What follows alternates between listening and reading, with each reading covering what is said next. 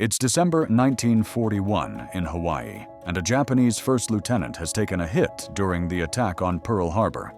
He is badly leaking fuel and has the idea to crash his plane into a strategic target. Before taking off, he told his men that if his plane took enemy fire, he would crash it into a worthy target. This is one of the first recorded instances of a deliberate suicide attack. Let's take a look at why, technically, Kamikaze pilots still exist today, and why they're creating a very difficult and very expensive problem for modern military forces. Just weeks later, in 1942, a pilot had destroyed an American aircraft carrier by crashing his plane, loaded with bombs into it, detonating the explosives, and destroying the ship. This was more than just a last-ditch effort to inflict damage by the pilot of a stricken plane. This was a coordinated attack. It's now 1944, thanks to the U.S. Air Force, the scientists and engineers developing radar technology, and extremely skilled pilots. The Japanese have lost almost all of their trained pilots, hundreds of planes, and several air bases. There's now a shortage of pilots, planes, and parts, and it's not looking good. Captain Motoharu Okamura proposes to his superiors that they should start training pilots to deliberately crash their planes into American targets, since they are outnumbered, outgunned, and have less resources than their enemies. A couple of months later, 23 student pilots are posed a question by their commander. He asks them to join the Kamikaze Special Attack Force, saying that there is no way to successfully carry out the operation without putting a bomb on a fighter plane and crashing it into a U.S. carrier. All 23 raised their hands to volunteer. By the end of World War II, over 2,500 kamikaze missions were flown, resulting in the destruction of 45 Allied vessels and the loss of 3,900 Japanese pilots, responsible for killing over 7,000 Allied personnel. Their backs were against the wall, and they paid with their lives to ensure the success of their mission. After World War II, kamikaze attacks fell out of favor, for obvious reasons, but the idea stayed alive, just in a slightly different format.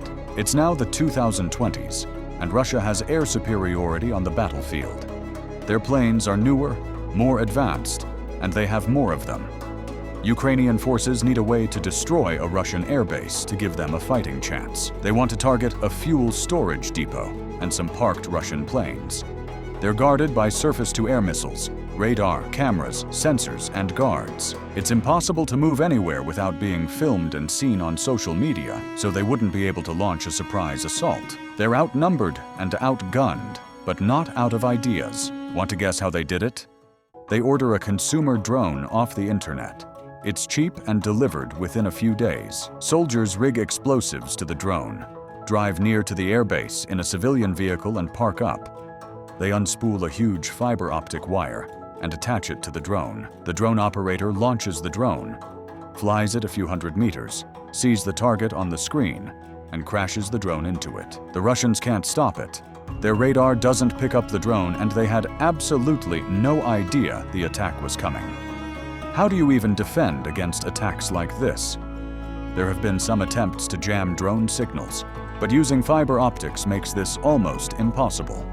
AI is being used to help identify drones on radar and target them effectively. But this isn't a complete solution. Look at the Iron Dome, for example. Some of these FPV drones can move incredibly quickly, leaving an extremely short window to shoot it down.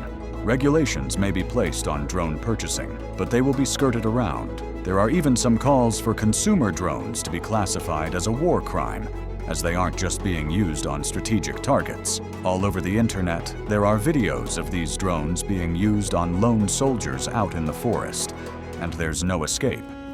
Even if some of these countermeasures are effective, the damage has already been done. Ukrainian consumer drone attacks have caused millions of dollars worth of damage, destroying several planes and strategic targets. In fact, these attacks are changing the way planes are being used in combat. It's so easy to destroy a plane that's parked on an airfield, close to where the fighting is, that it's now too dangerous to leave them there. Fighters and bombers that were once able to quickly scramble to a nearby incident now have to travel further because they've been moved to keep them safe, giving Ukrainian forces a little more time before they're engaged from the air. The Ukrainians had their backs against the wall, just like the Japanese, and used the idea of crashing into targets manually. While the pilot doesn't lose their life in the attack anymore, the spirit of kamikaze is well and truly there.